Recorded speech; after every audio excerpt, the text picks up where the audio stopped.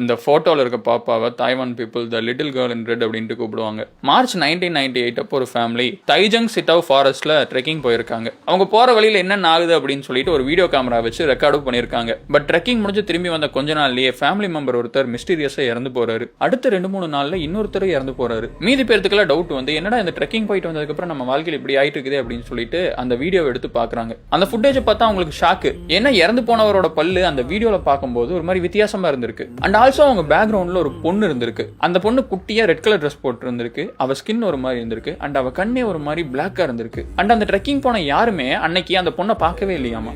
ஆனா வீடியோல மட்டும் கேப்சர் ஆயிருக்கு.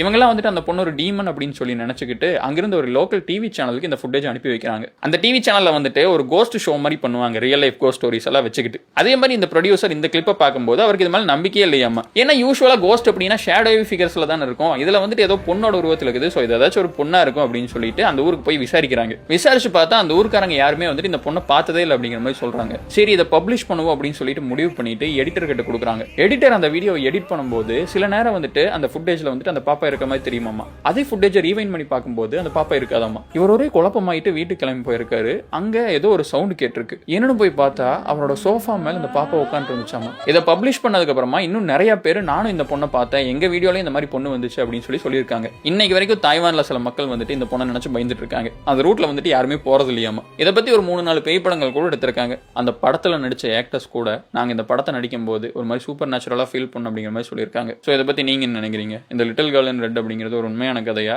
இல்ல டிஆர்பிக்காகவும் கோஸ்ட் டூரிசம்காகவும் இவங்க கிளப்பி விட்ட ஒரு கதையா?